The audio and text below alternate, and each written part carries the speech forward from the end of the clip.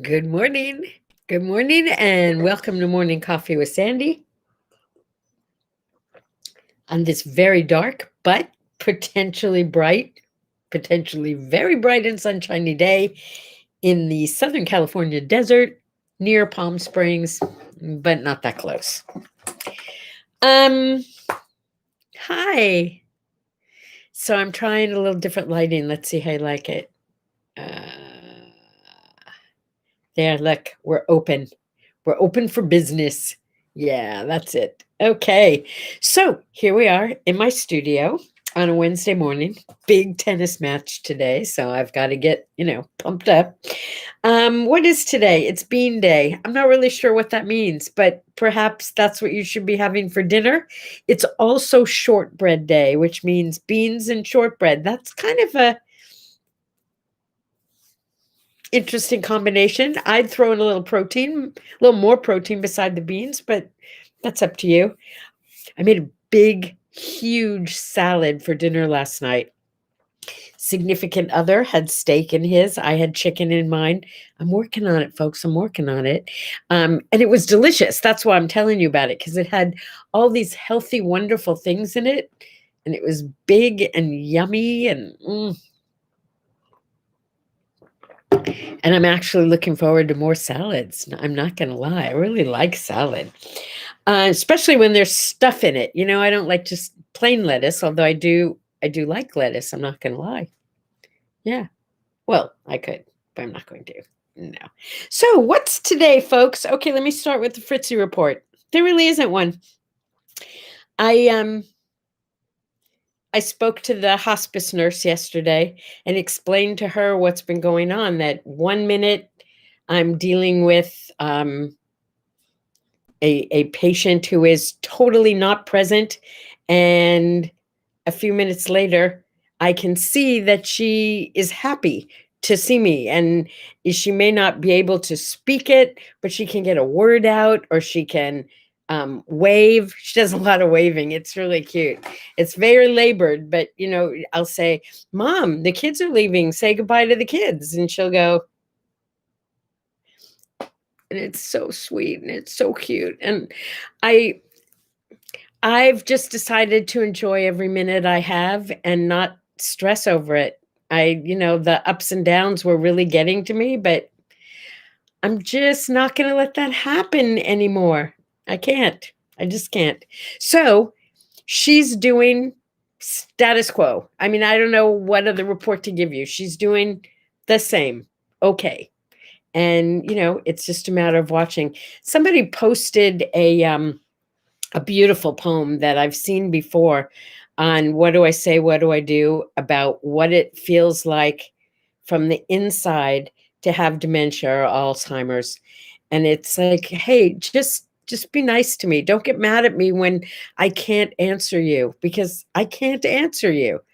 Just get it and love me anyway. And it's very moving. Check it out. It's on What Do I Say, What Do I Do? It's from yesterday.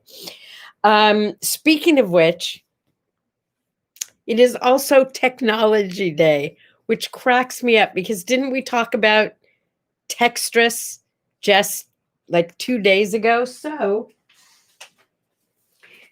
I made today's word art all about my new word, Techstress, which I decided is 1 part eustress. That's the good stress. 3 parts distress. I don't have to describe that to you. And a ridiculously high level of pure, unadulterated, violent, computer-generated frustration. Might be your phone, might be your computer, and it makes me cry. Techstress. That's your new word. So when people say to you, what's going on, just say, I'm so tech-stressed. And they'll say, what? And you say, yes, it's Techstress.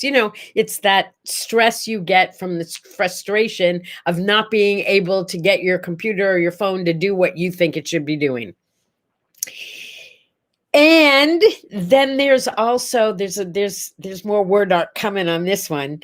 Because I said this the other day too. Just remember, that your computer was designed to be kind of like you. Oh, JB, good morning. Happy to see you.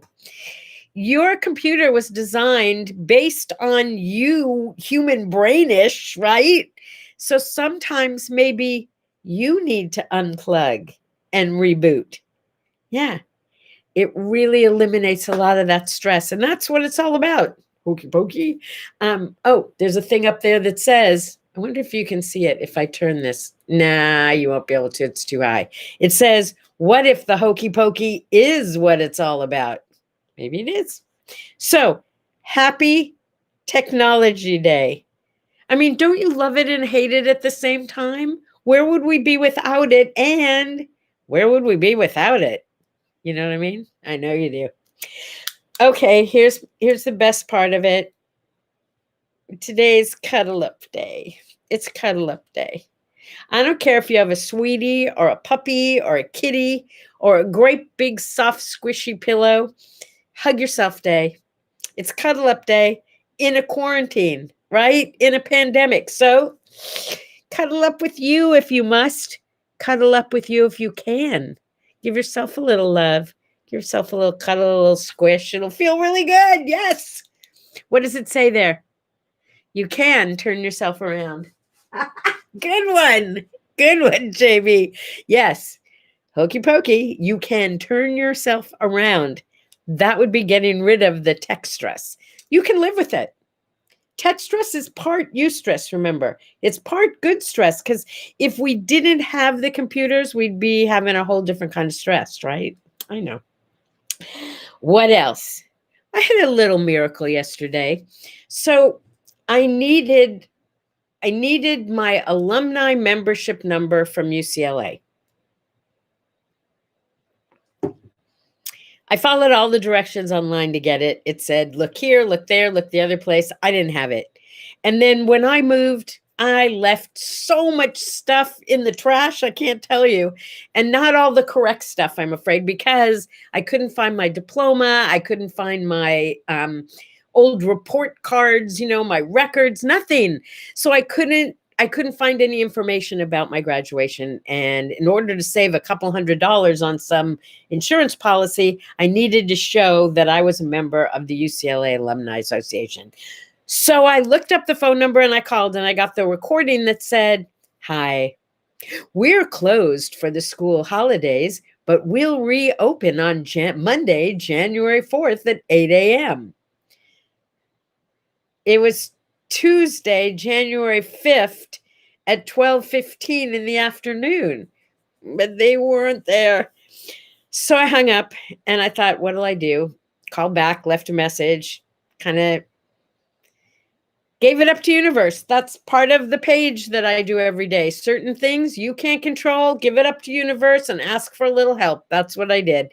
And like an hour later, I get this phone call from Joshua at the Alumni Association. And it took him literally 3 minutes to type in what he needed to type in, no Techstress there, and give me my number, and I could send off my number and save $123 or something like that. That was pretty cool, right? That was a miracle. Ginny, I am grateful for having you here. We've been talking about Techstress, which is like right in line with everything else we've been talking about lately. Procrastinating, Techstress. It's like there is so much going on the planet right now that we can be upset about if we want to, that we don't need all this other stuff.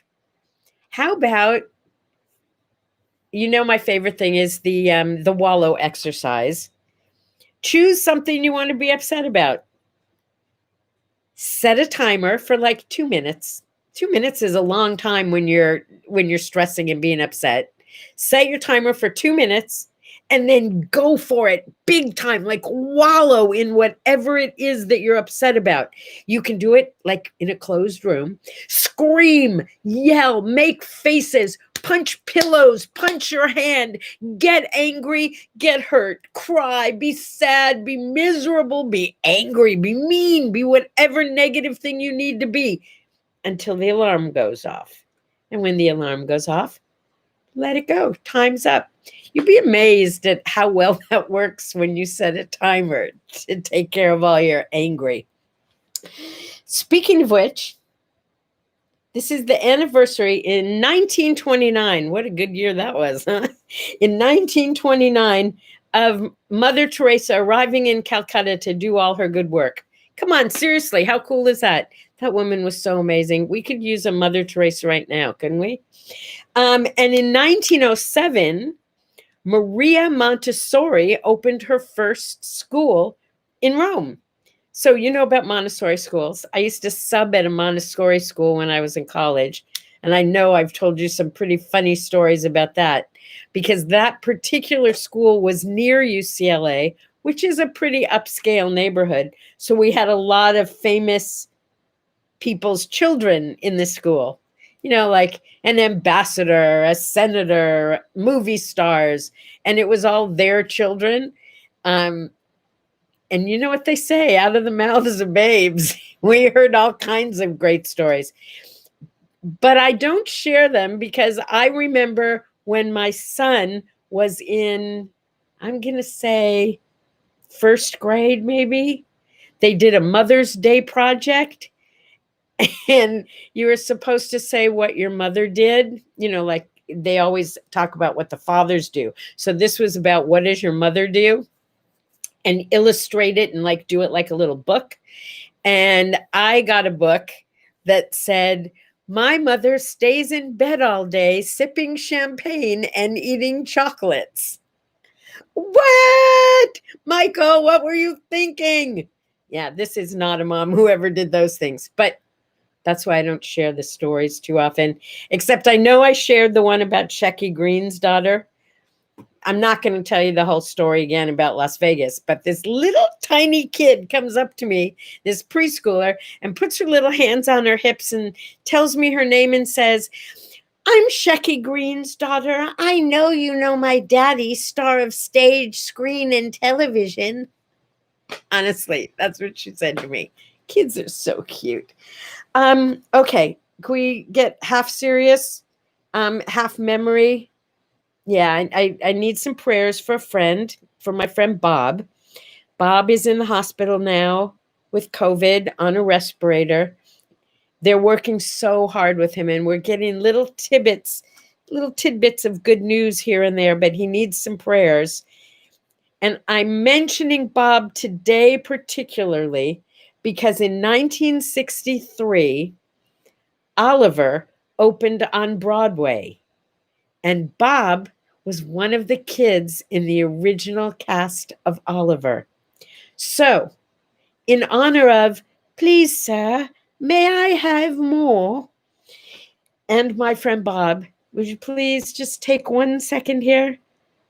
Send out some positive vibrations. Thanks. There's so many of you who have someone who needs them.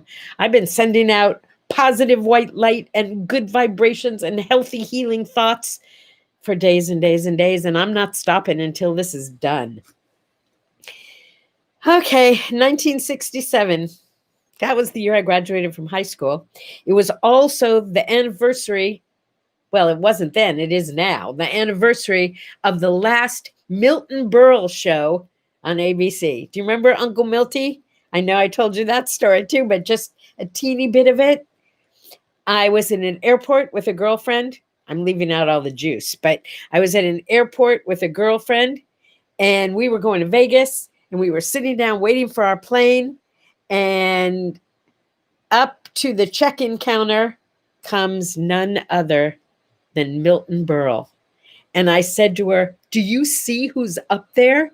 And she says, go get him. So I stood up and I went like this, Milty! And I went running toward him at about 100,000 miles an hour. And if you saw, you know, some little woman running toward you, yelling your name, what would you do? You would stick out your arms. And that's what he did. And I ran into his arms, and he was hugging me, and I was hugging him. And then suddenly, one hand goes on one shoulder, One hand goes on the other shoulder. He pushes me back from him and he says, "Do I know you?" And I said, "No, but I know you, Uncle Milty. Hi, I'm Sandy. How you doing?" And he could not stop laughing. Consequently, my girlfriend and I spent about 10, 15 minutes just chatting with Uncle Milty. And yeah, that was pretty cool. Your oldest son was born in 1967? I got to tell you, I got married in 69, but I didn't have a child for like 6.5 years. Yeah. And then came Donnie. Woohoo! And then came Michael. Woohoo! And that was it. I had one boy and one girl. I decided if I did it a third time, I'd probably have a monkey. So why keep going? I already had one of each and they were just fine. And they grew up to be fabulous. So I'm happy with the way it is. So today's Take Down the Christmas Tree Day. If you haven't already done that, we did that. Man, it took a long time to sweep up all those, what do you call it? The little things from the tree. You know, they're not leaves. What are they? They're not pine cones. They're things. Hey, it was my first Christmas tree. I'll learn the lingo, okay? But it turns out in this house, just like you have to decorate it, needles, pine needles, thank you. Just like you have to decorate in a certain manner, you know, like first big, then little, first garlands, then beads, then ornament. I don't know. You have to de-tree the same way. First, you take off the big ornaments, then you take off the little ornaments. I mean, there's like a whole routine, right? And they have to be packed a certain way so they don't break for next year. And so much fun. So now my living room looks like just a regular, warm, comfortable living room again. Yeah. Good stuff, but it doesn't smell like pine. I'm thinking about, like washing the floors with pine sol or something so I can get that back. So if you haven't already gotten your tree outside, it might be time for you to do that. Just saying. I know there's some of you keep your trees up till Easter. I don't think so. And today we're counting electoral votes and we're having runoffs in Georgia. I'm not getting political, but there's a lot of political stuff going on today. This is what I will say about it. Please, please, let's go with this side. Please, everybody, be nice. That's all. Just be nice. And thank you, thank you, thank you, so many of you for being here this morning. Okay, Henry, bye-bye. You have a great day. Ginny, JB, Opa, I'm sorry I'm not mentioning everybody, but I love when you're here with me. It makes me feel like I'm actually with you. And by the way, the more comments like that, Ginny, the more comments you make, the more fun this is for me. And the better reason I have to wake up in the morning and have coffee, a sip, and a smile with you. And I'll see you tomorrow. And I'll let you know how Fritzi is and how my big game goes this morning. Bye-bye.